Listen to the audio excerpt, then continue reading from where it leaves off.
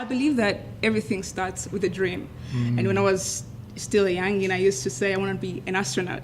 And then I studied physics. And then later I was like, no, I want to do media. What do you think are the importance of dreaming? I think it's the most important thing. I think if you don't have a dream, you don't know what you're working toward. That's part one.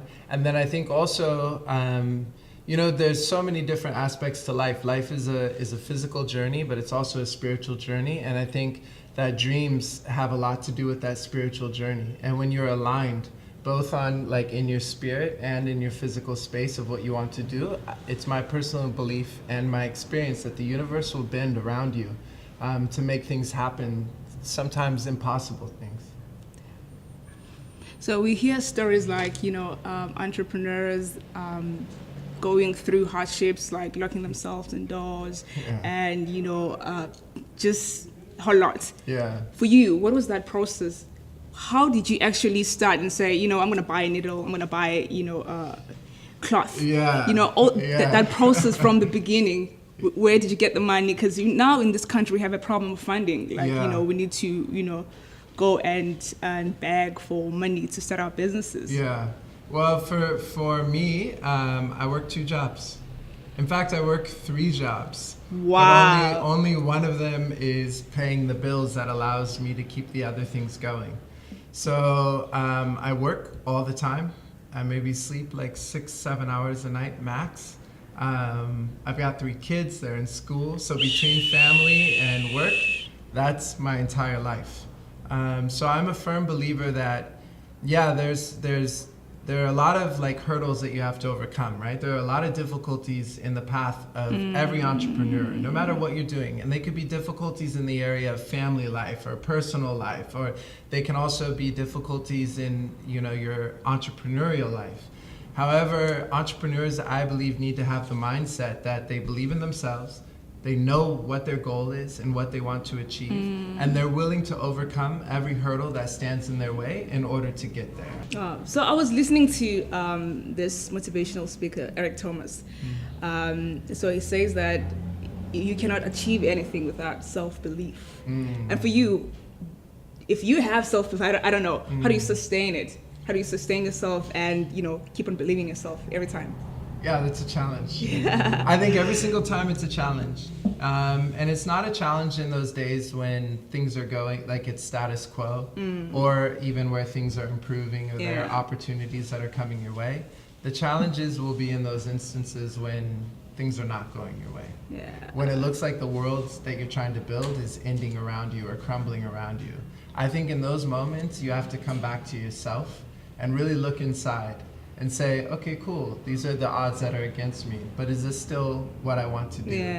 And if the answer from inside is yes, this is your dream, pursue it, then you must. There's no other way, I think, to get over those hurdles. So how did you deal with the no's and all the bad days? I believe, for me, I believe that when a door shuts, like another door opens. And in our experience, I think what is the old adage? It's like when a door shuts, like a window opens or something like that. But for us, we found that like when doors shut, hallways open, huge corridors open. And sometimes you're banging on that door that you think you need to go through and it doesn't open for you. And then it's not until you all of a sudden see the next opportunity, which was right to the side, but you were blind to it. And then you're so damn thankful. You're like, thank God I did not go through that door. But later. But later. So unfortunately for us as human beings, we only experience life really almost in reverse. We can never see what's in front of us. We can only see what's behind. So it requires faith. When those doors are saying no, in the moment you feel like, this is just not working for me. But then when it's 2 weeks later or a month later or a year later even sometimes, that the right door opens and you're thankful for it, then looking back, you say, this was right. I wasn't supposed to go through that door. We're impatient. So you need to know that. So in each moment when the door shuts or the opportunity isn't there, you must know that this isn't the end of the story for you. And that later down in your journey when you're looking back, you will understand why. What's your take on the law of attraction? I've been reading about law of attraction, secrets of law of attraction. What's your take on that? Have you ever tried that, that theory or? I haven't tried that theory, and I've heard about the law of attraction. I've also heard from friends of mine who I respect as well that they have followed those theories and that it's worked out really well for them. But for me personally, I do think that there is attraction in the sense that when you align yourself with your purpose, like I said before, the universe bends around you. I think that would be how I understand the law of attraction in my own experience. Talking about this is what I think. I think a lot of entrepreneurs are prone to depression. This is my own thoughts. And for you, how do you protect your energy? How do you make sure that you are your first priority before anything else? Yeah, so for me, it's interesting. My answer may be unconventional. I think my first priority is making sure that my spiritual walk is right.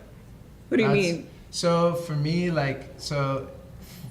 it's my relationship with my creator, with our creator. I think that comes first. I think everything else is a byproduct of that journey. Whether it's in work at a corporation, whether it's your own business, whether it's your relationship with family members or children or whomever, I think that everything starts with your center, whatever that is. For me, my center is my relationship or respect for my creator. And so that comes first. And then everything else is after. A lot of people have, so I watched those YouTube videos. They're talking about if you have a wall or a good morning routine, or if you read in the morning, whatever, all these things. For you, what's your morning look like? Do you wake up and meditate and wish for the gods to take That's the morning. That's the type of morning I want to have. Because you say change your morning routine and your life will change forever. Yeah, I mean, that's the kind of morning routine I'd like to have. I would like to have a routine where I meditate, where I focus. Maybe I work out in the morning. You know what I'm saying? I read. When do you wake up? When do you wake up? So it depends on the day. So for our kid program, we got to wake up at 6:30 and get the kids ready so that they can be at school by 7:45. But sometimes I'm up until 3, I'm up until 4. And so then my wife will take the kids and then wake me up, and then we go head straight to work. So I have no real morning routine. I think I'm probably an example of the morning routine you don't want. So it's not essential to have a morning routine. All right, so what do you read? Do you read? I do. I read a lot. Most of the time that I spend, it's reading a lot of the material that you find on these bookshelves. So stories of civilization. We are really storytellers first. And the reason that we create these collections is to draw attention to the books that inspired them. So that's really how I got into fashion, is these books and the knowledge that's contained in I'm trying them to comprehend. You're saying the clothes are a reflection of what I've read in the book. Can you pick any, say a jersey or anything like that? For sure. I'm going to grab one for you right now. So this would be easier to show. Okay, so in this right here is a tracksuit, right? So you can wear it out, streetwear, what have you. But then inside, you'll notice that there's a pattern. Okay? So what this pattern is they're called, each one of these graphics is called lusona in the singular or sona in the plural. And it's a sort of a graphic storytelling system that has been utilized by certain initiates amongst the Chokwe. Now, what will happen is a gentleman who's initiated in this practice, tell me when I'm boring you, but when a gentleman, he'll come to the village and then first put the grids, these dots, into the sand in a grid formation. Then we'll begin to tell a story related to the symbol while tracing these lines. And what you'll notice is he'll never go over the same line twice. Yeah. And he'll never have to lift his finger without completing the whole design. Is there a principle that you learned from this? Yes. So for many years, people studied this, what they considered an art form, as an art form. And then along came this professor, his name was Paulus Gerdes. He was a professor of mathematics, and he began asking different questions. He was like, okay, I understand why you did this, but it doesn't make sense to me from an aesthetic point of view. Why did you make this decision over another decision? And he wrote a book called On Sonogeometry. This was done, I think, in the 1970s and 1980s. But if you fast forward to today, the sona are studied by like postgraduate math departments around the world for their geometric properties. It's a version of Eulerian curves and Gaussian graphs at work. And so one of the things we wanted to do was to create a collection that celebrated the Chokwe for their contribution to mathematics. Most people don't know about that. Most people just considered it as a cultural, artistic art form, but there's so much more. So that's one example of how we use fashion to communicate these ideas. It is very smart. Wow. All right. So when you were young, I'm sure you used to read back then. Yes. What is this one book that changed your whole thinking? So the one book that really changed my whole thinking sits on our shelves here. And it was a book, it's called Destruction of Black Civilization. It was written by a gentleman named Chancellor Williams, who was a professor at Oxford at the time. My father handed me this book when I was about 18 years old. His motivations for it, I can only guess, but I would guess it had a lot to do with growing up as a black man in the United States, facing sort of issues of racism, questioning identity, stories of your history not being told or part of the main curriculum that's delivered. So he hands me this book, and this book opened my eyes to so much like information and knowledge about the richness of black culture throughout time.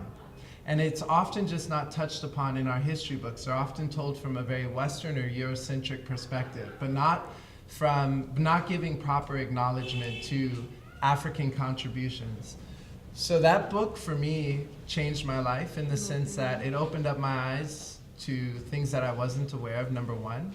And number two, it actually formed the basis for us creating this. It was that book that, and this is my sister actually, who's walking upstairs, who found it. So our father handed us this book. Yeah. And it really is what inspired us to create even Unknown Union today, is to tell stories, not just stories from this book, but also stories from other books that are doing research. So would you suggest that, the importance of reading to entrepreneurs, what would you say? I think the importance of reading, it's a must. I mean, today, in the digital age, you don't just have to read hardcover books. I happen to like hardcover books. Yeah. But I think an entrepreneur must educate themselves in all aspects of their business. And you can be educated in a ton of ways. You can find a mentor who's giving you that information in real time. You can read literature, you can watch YouTube videos, there's tons of educational material that's available online. We're in an age of ideas, in my opinion. Yeah. And so we do ourselves a disservice by not engaging those ideas at every opportunity we have. I was reading this book by Gregory. It is called The Little House. So it's about this young couple, and this other girl, the wife got pregnant, and then now the husband had to take the wife from the city, and they left for the village. So this woman was so unhappy because she doesn't like, that village life, and she got depressed and all that. So for you as a man, I know you have kids and, a wife. How do you make sure that you keep your family happy, and also you do, how do you juggle, business and I'm still figuring that out. There aren't enough hours in the day. There aren't enough hours in the day, my sister. There aren't. We have 24 hours in the day. We have to sleep during some of them. Maybe you're left with 16 good hours to do work. Yeah. And then how you divide up that time I think you just have to prioritize what's important. So there's to no you. stopping, like there's no like break or whatever in entrepreneurship. You're always working. Yeah. But I think it's cool though, right? Because, all right, so if you work for a corporate, right, which is what I also did for 10 years, right? So I was associate general counsel, so a senior attorney at a Fortune 500, and I did that for a decade. If that work required the same sort of pressure and time demands, the work that I do now. Yeah. In fact, the work that I do now maybe in some ways requires more. However, it's something that I believe in. It's something that means a lot to me inside, right, in my soul. So I guess from that perspective, it's work, but it doesn't feel like work. You don't I don't come here begrudgingly. It's like sleeping and then waking up. Yeah, you're living your life, you know? But yeah, the work doesn't stop.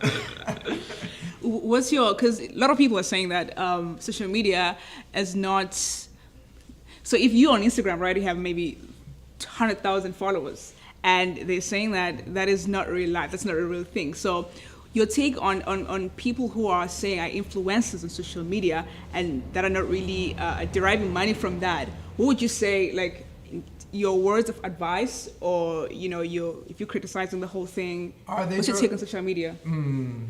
I think if social media is your avenue for creating income, I think it's a very clever avenue. Number one, social media democratizes information and ideas in a way that maybe other forms of media don't, because the cost to participate is so low, and in many cases free. Right, so you can send your ideas and your messages out to the world through Instagram at very little cost. Whereas if you wanted to get a print, something in the newspaper or something in a magazine, you have to pay for that. So I'm a huge fan of it. Whether it's a question of social media reflecting real life, it does. In a way, it reflects an aspect of our life today as a society, because that's one of the mediums through which we choose to engage. So I guess what I'm saying, it's not the end all and be all. And I do worry that personal human interaction, which is super important, is getting lost or undervalued in the process. But I think we can also recognize that when used rightly and thoughtfully, it's a super effective tool. And I would encourage people not to shy away from it. Okay, so I'm gonna keep my account. 3 things that you've learned about entrepreneurship. Okay. Good 3 things. Good 3 things. Yeah. Okay. It gives your life purpose. I think you're doing something that you believe in. It's challenging, but I think that's a good thing, because with each thing that you accomplish in your journey, you know that you played a role in that. That it wasn't like life was happening to you. You were living deliberately. You were living in life, your way. And then I would say that the last thing is that you meet incredible individuals that you may not otherwise meet. When you're an entrepreneur, you have to think outside of the box. You have to engage with new people. You have to collaborate, I think, if you're doing it properly. And so your life becomes richer and fuller by the individuals that you run into along the way. Like, for example, what we're doing right now. This is amazing. And this wouldn't have been possible. I wouldn't have known you, but for me going about and trying to build this business, and we met through that. And so now I know another amazing person. And at the time when we met, you were also doing something different. And now you've expanded into your own new creation, right? That's expanding and growing under your leadership and guidance.